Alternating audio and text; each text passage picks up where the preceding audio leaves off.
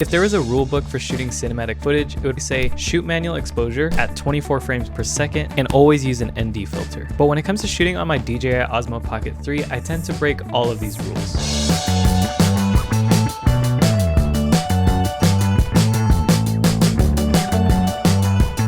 The first rule I break is that I don't shoot manual exposure. I shoot auto exposure, meaning I don't have control over my ISO or my shutter speed. I'm just letting the camera decide how to expose for me. The only thing with exposure that I do adjust is the exposure value, which I turn that to -0.7, which means the camera will always underexpose by -0.7 stops. And I do this so that it preserves my highlights, especially on bright days. The reason why I choose to shoot auto exposure specifically on the DJI Osmo Pocket 3 is because I just want to flip the screen open and press record. I bring this little camera with me on vacations and trips, and I really don't want to think much about my camera settings when I'm out enjoying my time with my family. I just want to document memories, capture some quick shots, and just continue to enjoy my trip. Now, if I was using this camera to make a short film, a commercial, or just as a B cam to my Sony FX3, yes, I would definitely shoot full manual exposure. But to me, I already have my FX3 for those more polished and intentional types of shoots. And the Osmo Pocket 3 really shines for the fun stuff, and it really shines as just a simple point and shoot camera.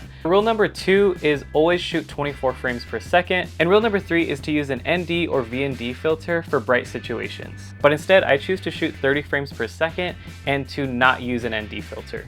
But in order to break these rules, it's important to first understand them. So 24 frames per second has been the standard in the film industry, and it continues to be. Because when shooting 24 frames per second, you also want to follow the 180-degree shutter rule, which simply means keep your shutter speed 2 times your frame rate. So you'll want to have your shutter speed 1/48 of a second, or 1/50th in the case of the Osmo Pocket 3. This is going to allow you to get a nice cinematic motion blur. But what you're going to notice is if you have these exact settings in a bright daylight situation, your image is going to be severely overexposed. So then rule number 3 kicks in, which is to use a variable ND or an ND filter, which this is essentially sunglasses for your lens. Now, all 3 of these rules that I mentioned have kind of a domino effect. So to me, it only makes sense to follow all of these traditional filmmaking rules to a T, or to just break all of them. The reason I break the rules for the DJI Osmo Pocket 3 is because, again, I just want a simple point and shoot experience. And once I start introducing more settings and filters to the camera, it starts to slow me down, even if it's just a little bit and I have to fiddle with the settings, then I'm kind of losing the magic, and I think what makes the Osmo Pocket 3 so special. To me, this camera really shines when you treat it more like an iPhone, where you just turn it on and press record and let the camera do the rest of the work for you.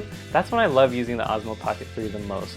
And especially if you're like me, you just want to document some quick memories, it's really important to just be able to pull your camera out, quickly press record, and not lose a second of whatever moment you're trying to capture, because in the next second, that moment will be gone. And I love taking trips with my wife. She's my best friend, and it's always fun to just capture memories. But one thing that she does not like is if I'm slowing the trip down to try to fiddle with settings and get a shot and get it perfectly.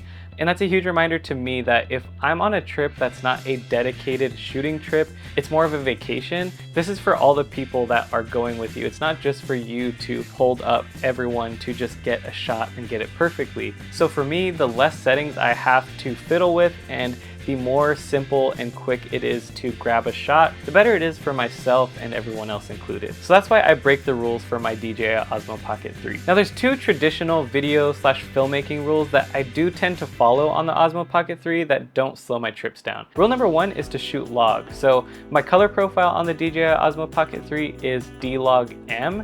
This is going to give me a super flat desaturated color profile that gives me the ultimate flexibility to color grade my footage. And I color grade my footage using a film emulation plugin called Dehancer Pro. You can check out the tutorials on my channel, and if you are interested, you can use my promo code Victor to get 10% off at the checkout. And rule number 2 is to manually set your white balance. This is so that my footage doesn't have any weird color shifts between a warm and a cool temperature. In daylight situations, I just set my white balance to 5600 Kelvin, which is the standard, and I have a trick that quickly shifts my white balance. Say if I go from outdoors to indoors where there's fluorescent lights at a different temperature, what I'll do is go into the white balance setting, switch to auto white balance for a few seconds, Then the white balance properly adjusts to fit that situation. Then I just switch back to manual, click confirm, and this is a quicker solution to me than trying to go into the manual white balance and scroll down to whatever the proper white balance is. So that is why I break the rules with my DJI Osmo Pocket 3, and that's just how I like to shoot with it. And if you do have any questions, feel free to let me know in the comments down below.